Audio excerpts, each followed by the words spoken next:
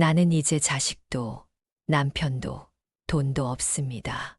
그런데 이렇게 행복한 적이 없습니다. 그녀의 이 말에 수많은 사람들이 멈춰 섰습니다. 어떻게 자식 없이, 남편 없이, 돈도 없이 행복할 수 있을까? 돈이 있어도 불행하고 건강해도 불행하고 시간이 많아도 불행한 건 결국 마음을 어디에 두느냐의 차이였습니다. 저는 깨달았습니다. 노후의 진정으로 필요한 건 자식도 돈도 아닌 이 세 가지라는 것을. 오늘 들려드릴 이야기는 한어머니가 발견한 특별한 행복에 관한 이야기입니다. 젊은 시절 모든 것을 자식을 위해 살았던 그녀가 어떻게 인생의 황혼기에 가장 찬란한 빛을 발견했는지 그 감동적인 그녀의 이야기를 시작하겠습니다. 시청 전 구독과 좋아요는 영상을 만드는데 큰 힘과 기운이 됩니다. 올해 68세가 된 강혜순 씨. 그녀는 한때 모든 것을 다 가진 줄 알았습니다. 남편, 자식, 사업체, 집. 하지만 어느 날 그 모든 걸 내려놓게 됩니다. 결국 남는 건 나 혼자더라고요. 그걸 깨닫는데 60년이 걸렸어요. 당신이 나를 불행하게 만든다는 걸 나는 왜 이제야 알았을까? 강예순 씨는 그렇게 말하며 혼자 남겨진 집에서 한참을 멍하니 앉아 있었습니다. 결혼 생활 35년. 남편은 가장이었지만 따뜻한 동반자는 아니었습니다. 자식들을 다 키우고 난 뒤 거실에 앉아 마주 본 남편의 얼굴은 익숙하지만 낯설었습니다. 우린 부부라기보다는 그냥 같은 집에 사는 두 사람 같아. 남편은 아무 말도 하지 않았습니다. 오히려 눈을 피하며 방 안으로 들어갔습니다. 그리고 그날 밤 그녀는 이혼을 결심했습니다. 이혼이라는 단어는 그녀 인생의 사전에는 없던 단어였습니다. 그 나이에 여든을 바라보는 시어머니가 있는 집에서 며느리로, 엄마로, 아내로 살아왔기 때문입니다. 하지만 더는 버틸 수 없었습니다.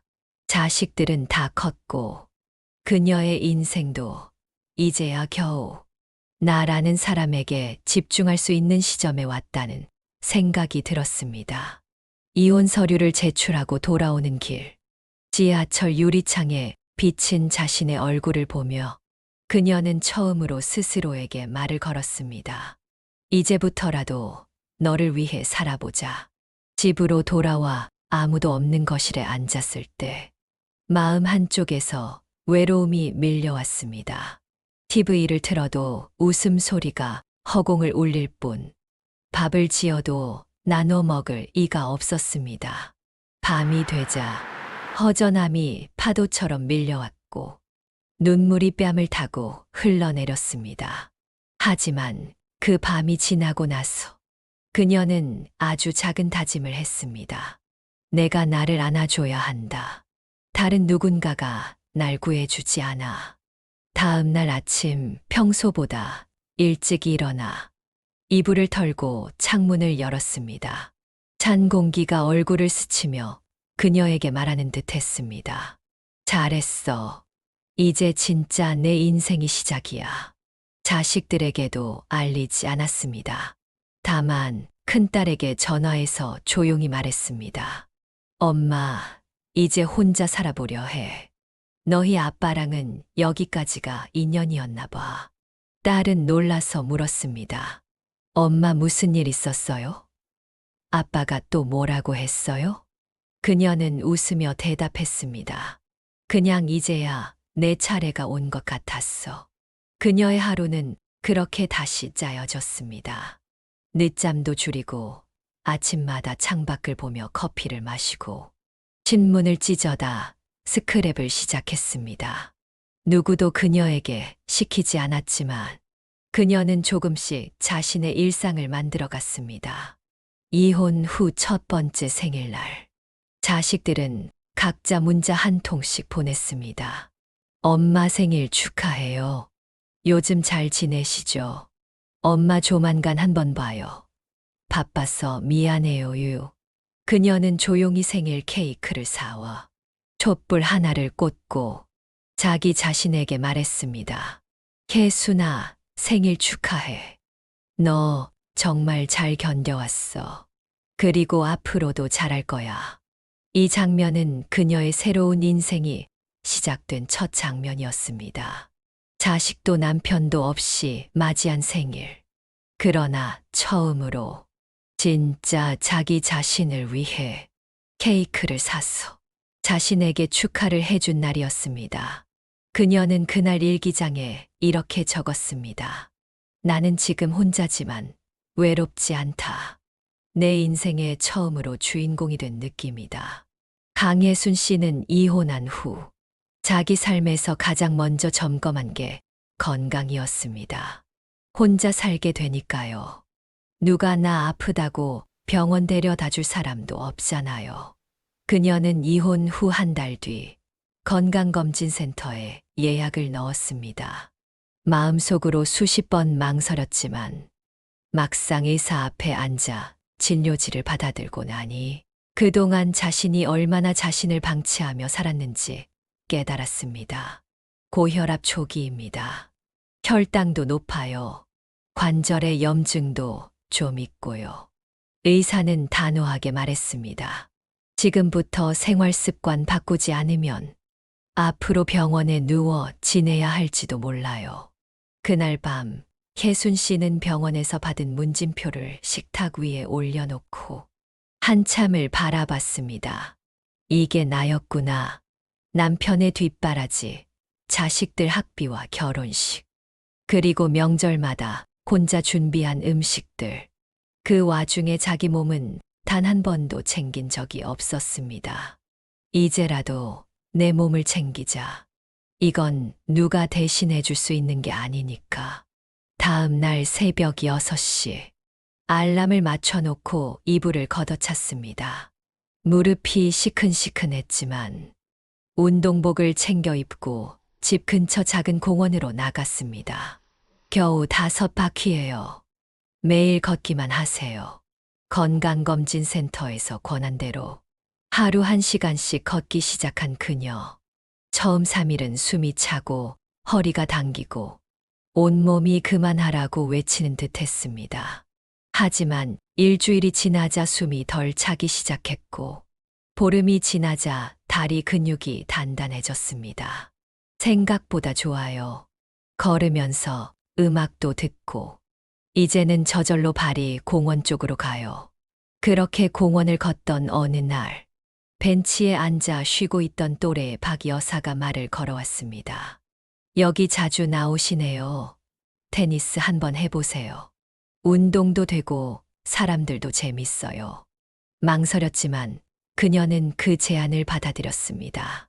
테니스 해본 적은 없었지만 한 번쯤은 나를 위해 해보고 싶었습니다. 처음 라켓을 잡았을 때 공을 제대로 맞추지 못해 민망했지만 같은 연배의 사람들이 함께 웃어주는 걸 보며 마음이 따뜻해졌습니다. 자식한테는 못 보여주는 모습이에요. 여기선 실수해도 웃어줘요. 괜찮아요. 다음엔 잘 될 거예요. 그런 말들. 한동안 들어본 적 없었던 말들이었어요. 한 달 뒤 그녀는 테니스 공을 받아치는 실력이 늘었습니다. 라켓을 휘두르며 땀을 흘리는 시간은 무거운 생각을 비워내는 시간이 됐습니다. 집으로 돌아오며 화장기 없는 얼굴로 웃으며 말했습니다. 오늘은 내가 나를 위해 잘 살았다고 말할 수 있는 날이야.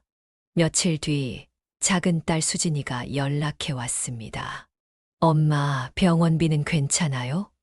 아프시면 꼭 얘기해요. 그녀는 웃으며 말했습니다. 엄마는 아프지 않으려고 매일 운동해.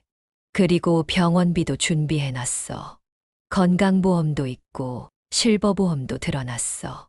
수진이는 조용히 말했습니다. 엄마가 엄마 자신을 챙기는 모습 보니까 왠지 저도 힘이 나요. 지금 그녀는 매주 사회 테니스 수업에 나가고 혼자서도 공원 2바퀴를 걷습니다. 식단도 바꾸었습니다. 하루 한 끼는 꼭 채소를, 물도 2리터 이상 마십니다.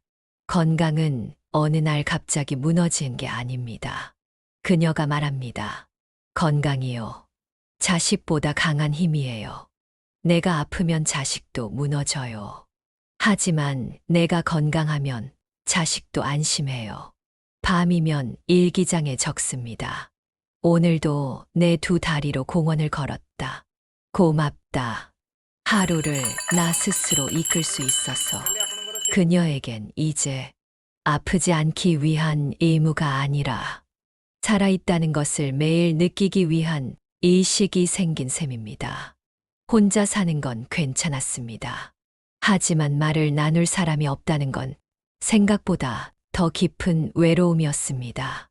이혼 후 혜순 씨는 집에서 말소리를 잃었습니다. 하루 종일 TV를 틀어놔도 그건 말이 아니라 그냥 소음이었습니다. 냉장고 문을 열고 뭐 먹을까 하고 소리내어 말한 뒤에야 자신이 하루 종일 입을 다물고 있었다는 사실을 깨닫습니다. 외로움이 뭔지 알아요? 마음속 이야기를 꺼낼 대상이 없을 때예요. 그녀는 그렇게 이야기합니다. 자식에게 전화하면 걱정할까봐 힘든 얘기는 하지 못했습니다. 친구들은 대부분 가족과 함께 살아 그녀의 고민을 공감해 줄 수 없었습니다. 그러다 어느 날 구청 민원실에서 기다리던 중 도서관 동화책 읽기 봉사자 모집 전단지를 보게 되었습니다. 어르신들의 따뜻한 목소리로 아이들에게 책을 읽어주세요. 그 문구가 이상하게 마음에 들어왔습니다. 그날 집으로 돌아오자마자 전화를 걸었습니다. 안녕하세요. 동화 읽는 봉사. 나이 제한 있나요? 아니요. 어르신 환영이에요. 다음 주 오리엔테이션 참석하시면 돼요. 처음 도서관에 간 날, 혜순 씨는 많이 떨렸습니다. 내가 무슨 아이들 앞에서 책을 읽는다고. 그런데 한 초등학생이 쭈뼛쭈뼛 다가와 물었습니다. 할머니, 오늘은 무슨 책 읽어요? 그 말 한마디에 혜순 씨의 마음이 녹았습니다.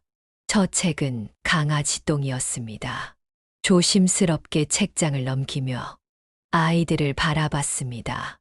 아이들은 숨소리도 없이 집중했고 책이 끝나자 박수를 쳐줬습니다. 그날 집으로 돌아오는 길, 혼자 엘리베이터 안에서 웃고 있는 자신을 발견했습니다. 나도 누군가에게 필요한 사람이구나. 그 후 봉사자들과 조금씩 말문이 열리기 시작했습니다.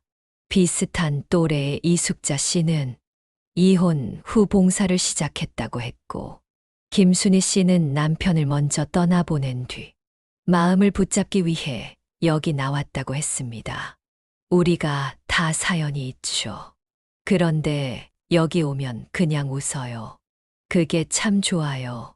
그녀들은 매주 책을 읽고 주말이면 함께 국립현대미술관도 가고 봄에는 벚꽃놀이, 가을에는 산책도 갑니다. 그녀는 말합니다. 이 나이에 새 친구를 만들 줄은 몰랐어요. 그런데요, 이 나이에 만든 친구는 진짜 가족 같아요. 왜냐하면 이해심이 많고 비교하지 않기 때문입니다. 아파트 평수, 자식 직장, 남편 직급, 그런 건 묻지도 따지지도 않습니다. 그냥 지금의 나만을 봐주는 사람들이었습니다. 어느 날 자식들이 찾아와 물었습니다. 엄마, 요즘 누구 만나세요? 왜 이렇게 통화도 안 되고 바쁘세요? 그녀는 웃으며 말했습니다. 이제 엄마도 친구 있어. 매주 수요일은 약속 있어. 딸은 처음엔 서운해했지만 점점 엄마의 달라진 표정을 보며 이해하게 됐습니다. 엄마가 우리만 바라보고 살았으면 엄마 우울증 걸렸을 거예요. 관계는 많지 않아도 괜찮습니다. 그녀는 딱 5명의 친구들과 조용하지만 단단한 유대감을 만들어갔습니다. 그 중 한 명, 이숙자 씨는 말했습니다. 자식한텐 말 못하는 것도 친구에겐 말할 수 있어. 그게 우리 나이엔 얼마나 큰 위로인지 몰라요. 그녀는 지금도 일주일에 2번은 도서관에 갑니다. 책을 읽고 아이들 그림 일기를 모아 코멘트를 써줍니다. 그 작은 손글씨의 아이들은 할머니 최고예요. 라고 답장합니다. 그리고 한 명의 아이가 쓴 짧은 편지. 할머니, 엄마보다 책을 더 재미있게 읽어요. 또 읽어주세요. 그 편지는 지금 그녀 책상 위에 놓여 있습니다. 자식이 준 어느 편지보다 따뜻한 위로가 되었습니다. 관계는 결국 나를 세상과 다시 연결시켜주는 달이었습니다. 자식과는 또 다른, 남편과는 전혀 다른 방식으로 그녀의 마음을 채워준 건 새로운 인연들이었습니다. 밤이면 일기장에 이렇게 적습니다. 오늘도 누군가와 웃었다. 진심으로 나를 좋아해 주는 사람이 있어서 감사한 하루였다. 노후의 가장 큰 적은 시간이 너무 많다는 사실입니다. 강예순 씨는 이혼 후 어느 날 아침 8시에 일어나 씻고 밥을 먹었는데 시계를 보니 9시도 되지 않았습니다. TV를 틀었지만 흥미가 없었고 책을 보자니 눈이 피로했고 혼자 카페에 가는 것도 어색했습니다. 시간이 너무 많은데 그 시간을 채울 게 없는 거예요. 그녀는 그렇게 말합니다. 그리고 그 빈 시간을 무의미하게 흘려보내는 자신이 싫었습니다. 그러다 문득 어릴 적 꿈이 떠올랐습니다. 나 피아노 배우고 싶었었지. 어릴 적 집에 피아노가 없어.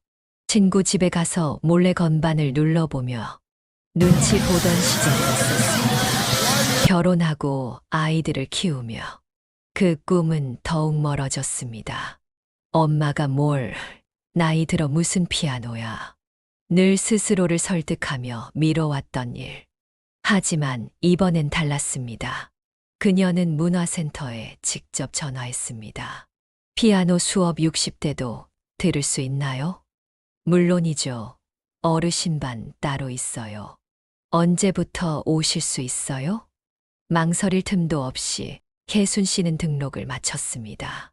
이제 매주 월요일과 목요일 오후 2시면 작은 노트를 들고 문화센터로 향합니다. 첫 수업날 쭈뼛쭈뼛 앉아있는 자신과 비슷한 연배의 여성들이 보였습니다. 선생님은 웃으며 말했습니다. 여기선 틀려도 됩니다. 지금은 배우는 시간이니까요. 도, 레, 미. 건반을 누를 때마다 음이 아니라 자신의 감정이 울리는 것 같았습니다. 손이 말을 안 들어요. 괜찮아요. 손보다 마음이 먼저 피아노를 배워요. 연습을 거듭할수록 그녀는 악보의 기호보다도 자신 안의 감정을 더 많이 읽게 됐습니다. 딸이 어느 날 물었습니다. 엄마, 피아노는 어려워요. 그녀는 미소 지으며 말했습니다. 힘든데 설레. 내가 이렇게 나를 위한 걸 해본 적이 없었거든. 수업이 끝나고 문화센터 앞 벤치에서 같은 반의 윤정자 씨와 커피를 마셨습니다. 언니, 나도 그림 배워볼까 봐. 우린 지금부터라도 늦은 게 아니죠. 늦긴 뭐가 늦어. 내가 더 늦게 시작했는데 지금이 제일 행복해. 두 사람은 그렇게 서로의 꿈을 북돋아 주는 친구가 되었습니다. 취미는 단지 여가가 아니라 나를 회복하는 방법이라는 걸 처음 알게 되었습니다. 6개월 후 문화센터에서 작은 발표회가 열렸습니다. 혜순 씨는 고요한 밤 거룩한 밤을 연주하기로 했습니다. 손녀가 맨 앞줄에 앉아 있었습니다. 할머니, 잘해야 돼요. 우리 반 친구들한테 자랑했어요. 손끝이 떨렸지만 그녀는 천천히 건반 위에 손을 올리고 첫 음을 눌렀습니다. 짧은 연주였지만 그 안에 지난 몇 달간의 노력과 감정이 담겨 있었습니다. 연주가 끝난 후 손녀는 박수를 치며 말했습니다. 할머니, 나도 피아노 배우고 싶어요. 그녀는 웃으며 대답했습니다. 그래, 할머니가 가르쳐 줄게. 근데 할머니보다 잘 치면 안 돼. 딸들도 그녀를 볼 때마다 놀랍니다. 엄마가 요즘 너무 달라졌어요. 진짜 젊어지셨어요. 그녀는 말합니다. 내가 나한테 집중하니까 마음이 건강해지더라. 지금 그녀의 방에는 작은 키보드가 놓여 있습니다. 하루에 한 번은 그 앞에 앉아 5분이라도 연습을 합니다. 어느 날은 이웃집 아주머니가 문을 두드렸습니다. 피아노 소리 들리는데 너무 따뜻해서 좋더라고요. 그 말에 그녀는 며칠을 기분 좋게 지냈습니다. 취미는 그렇게 그녀의 일상을 설레게 했고 자신이 스스로를 사랑할 수 있는 가장 쉬운 방법이 되었습니다. 그녀는 일기장에 이렇게 적습니다. 도레미파솔라시도 오늘도 내 마음에 한 줄씩 노래를 적었다.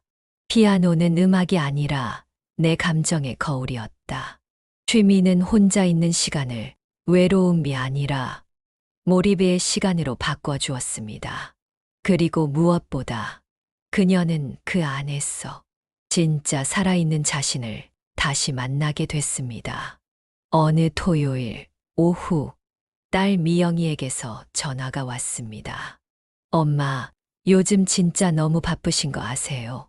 전화도 안 받으시고 서운해요. 개순 씨는 웃으며 말했습니다. 엄마도 이제 친구가 생겼고 배울 것도 있고 그냥 하루하루가 재미있어졌어. 잠시 침묵이 흐른 후 미영이가 조심스럽게 말했습니다. 엄마, 우리 집에서 같이 사는 건 어때요? 혼자 계시는 거 아무래도 걱정돼요. 이건 딸의 진심이었습니다. 하지만 그녀는 단호히 말했습니다. 고맙지만 난 괜찮아. 내가 너희 곁에 있으면 편하겠지. 그런데 그게 내가 원하는 삶일까? 그게 무슨 말이에요? 엄마, 엄마가 매일 너희 애들 봐주고 내 퇴근 기다리고 그러다 병원 가게 되면 너희가 죄책감 느끼고 그런 삶은 엄마가 꿈꾸던 노후가 아니야. 딸은 말이 없었습니다. 잠시 후 미영이는 조용히 말했습니다. 그럼 엄마가 행복하시면 그걸로 됐어요. 하지만 그날 밤 혜순 씨는 생각이 많았습니다. 자식이 나를 걱정한다는 건 고맙고 애틋한 일. 그 마음을 모르는 게 아니었습니다. 하지만 그 마음 때문에 내가 나를 버리면 안 된다는 걸 그녀는 알고 있었습니다. 며칠 뒤 작은 딸 수영이가 울면서 찾아왔습니다. 눈이 퉁퉁 부어 있었고 입술은 잔뜩 말라 있었습니다. 엄마, 나 이혼하려고. 더는 못 참겠어. 그녀는 잠시 말이 없었습니다. 딸의 손을 잡고 거실 소파에 앉혔습니다. 수영아, 너 힘들지? 엄마가 너에게 해줄 수 있는 게 뭔지 생각해봤어. 딸은 대답하지 않았습니다. 그녀는 딸의 손을 꼭 잡으며 말했습니다. 위로도 좋지만 진짜 필요한 건 본복이 아닐까. 엄마를 봐. 엄마도 혼자가 됐지만 지금 이렇게 행복하게 살고 있어. 엄마가 널 안아주는 것도 좋지만 엄마는 내가 스스로 일어설 수 있기를 바래. 혼자서도 설 수 있다는 걸 몸으로 보여주고 싶었어. 수영이는 눈물을 닦으며 말했습니다. 그땐 너무 야속했어요. 그냥 힘들었구나 하고 안아주기만 했으면 좋았을 텐데. 미안해. 하지만 엄마가 널 믿었기 때문에 더 강하게 키우고 싶었어. 넌 생각보다 훨씬 단단한 아이야. 그날 이후 수영이는 변하기 시작했습니다. 심리 상담을 받기 시작했고 새로운 직장에 지원서를 넣었습니다. 그녀는 엄마처럼 테니스를 배우기 시작했고 작은 키보드도 하나 장만했습니다. 엄마, 피아노 소리 듣고 있으면 이상하게 눈물이 나요. 그래도 위로가 돼요. 어느 날 수영이가 밥을 먹다 말했습니다. 엄마, 왜 그때 나한테 아무 조언도 안 해줬어요? 조언은 내가 겪은 인생이고 너한텐 너만의 인생이 필요하니까. 딸은 조용히 고개를 끄덕였습니다. 그리고 이렇게 말했습니다. 엄마처럼 살고 싶어요. 아무에게도 기대지 않고 당당하게 즐겁게. 그녀는 말합니다. 부모가 자식에게 줄 수 있는 가장 큰 선물은 행복하게 사는 법을 보여주는 것이에요. 말보다 강한 건 삶의 태도입니다. 그녀는 자식에게 잔소리를 줄이고 대신 더 많이 웃었습니다. 자식의 선택을 판단하기보다 자신의 삶을 더 충만하게 채웠습니다. 결국 딸들은 그 변화를 인정했습니다. 엄마가 우리 집에서 같이 살았으면 이런 모습 못 봤을 거예요. 그냥 매일 피곤하고 지친 얼굴만 봤겠죠. 엄마가 엄마 삶을 사니까 우리가 더 존경하게 돼요. 지금 그녀의 가족은 그녀를 중심으로 다시 묶여 있습니다. 하지만 예전처럼 의존이 아닌 서로가 자립한 상태로 서로를 존중하는 방식으로 이어지고 있습니다. 밤이면 그녀는 일기장에 씁니다. 나는 엄마이지만 그 전에 한 사람이다. 그리고 그 한 사람이 웃을 수 있어야 진짜 엄마로서도 빛날 수 있다. 행복한 부모는 자식에게 무조건 헌신하지 않습니다. 오히려 자기 삶을 행복하게 살면서 자식이 어떻게 살고 싶은지를 느끼게 해줍니다. 그리고 바로 그 순간 부모는 무거운 짐이 아니라 빛나는 등불이 됩니다. 언니, 우리 밴드 한번 해볼래요? 문화센터 피아노 수업을 마치고 커피를 마시던 윤정자 씨가 농담처럼 툭 던진 말이었습니다. 혜순 씨는 처음엔 웃고 말았습니다. 밴드, 우리가 나이 70 다 돼서 무슨 밴드야. 그래도 해보는 거 어때요? 어차피 우리 매일 연습하는데 악기 하나씩 맡아서 맞춰보면 재밌을 것 같지 않아요? 그 말이 머릿속에 계속 맴돌았습니다. 집에 돌아온 혜순 씨는 예전에 딸이 사준 디지털 피아노를 바라보다 조용히 건반을 눌렀습니다. 혹시 우리 진짜 할 수 있을까? 다음 주 그녀는 문화센터에서 몇몇 친구들과 작은 모임을 제안했습니다. 밴드 하나 만들어보자. 이름은 아직 없고 그냥 실버밴드로 시작하자. 처음 모인 멤버는 6명. 피아노, 기타, 하모니카, 노래 담당까지. 처음엔 다들 머뭇거렸습니다. 내가 이걸 칠 수 있을까? 박자도 모르고 악보도 못 읽는데 창피하지 않을까? 하지만 연습이 시작되자 그 불안은 점점 웃음으로 바뀌었습니다. 첫 곡은 아름다운 강산. 연습실에 악보를 펼치고 박자를 맞춰보며 손발을 맞췄습니다. 처음엔 다 틀리고 음도 깨지고 박자도 엉망이었지만 어느 순간부터 서로의 눈빛이 마주쳤고 서툰 박자에 웃음이 터졌고 우리 진짜 하고 있는 거 맞아? 하는 감탄이 피어났습니다.